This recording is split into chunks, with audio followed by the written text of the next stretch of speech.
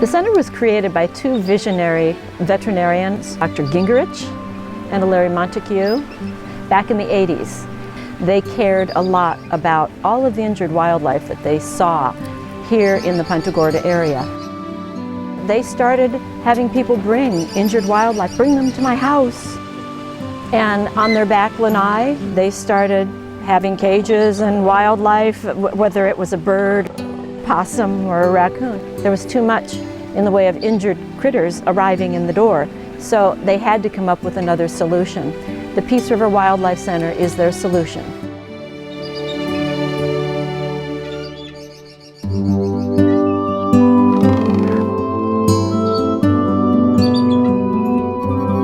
Most of what you're going to see here are going to be birds. We have enclosures for mostly birds, but we get anything that's injured. Even though they may be injured, there's still plenty of life left in them. They're able to be here for people and children to see. You can learn from them. And I believe that's what Dr. Gingerich was all about. Most people can't get close enough to an eagle or an osprey or a barred owl, or to see a turtle going through rehabilitation and growing its shell back to be able to be released back into the wild. There's just a lot of animals that we get.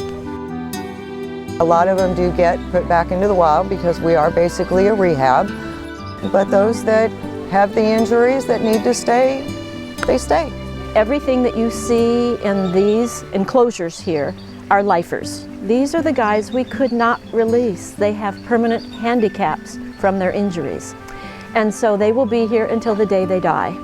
We are able then to allow people to get up close to that enclosure and get closer to that bald eagle than you've ever been to an eagle ever before. Our goal is to rehabilitate and release. Any injury that comes in, we do our best to fix them up. That's why we're here. The vets and the techs are just absolutely fabulous here. What they have to work with is older equipment, a small area, but they absolutely do fantastic with it. They x-ray, they make sure that the animals have pain medicine so that they don't hurt. They have everything that they need for surgeries. They make sure that all the animals are well taken care of. The second important reason for this place is education. Most of them weigh more than their parents do. And why would that be? A lot of kids will ask me, well, why don't you have the barred owl and the great horned owls together, like we have our hawks together? We are open for tours for schools or other groups. Our goal is to inform them so that they know what these birds look like, to inform them what they should do if they find an injured animal, what's the best course of action for them to take. Students can see and they can learn what to do and what not to do with our native Florida wildlife.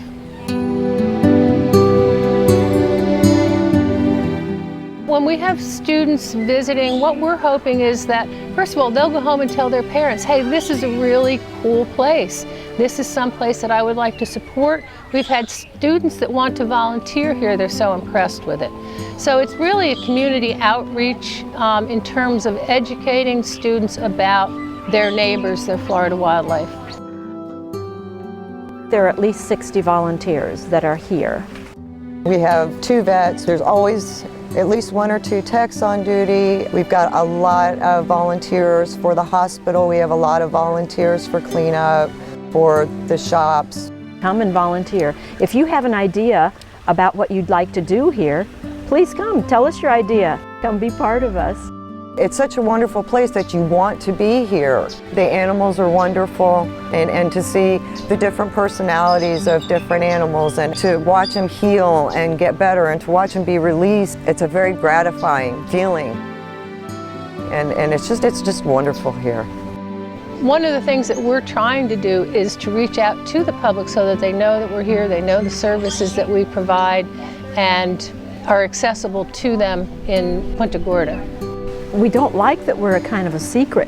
We'd like more people to know we are here and say, do you know what they have there? Come take a look. Do you want to help us?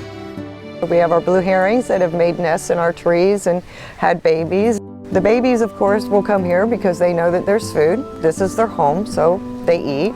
We now have wood storks that are coming and migrating here, and they like to come in and try to get their fair share of fish or whatever we happen to be feeding, and this way they don't have to go looking for it.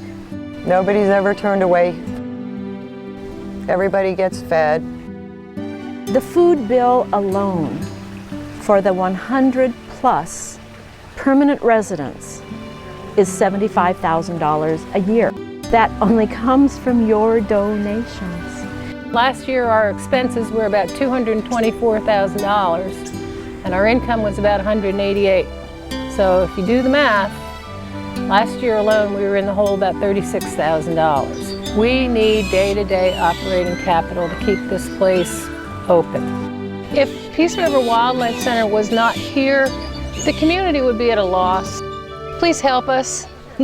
We have so many people that want to see this center succeed, and we all do it for one reason, and that's for the animals, because they can't speak for themselves, they can't help themselves. So we need the public to help us so that we can help them.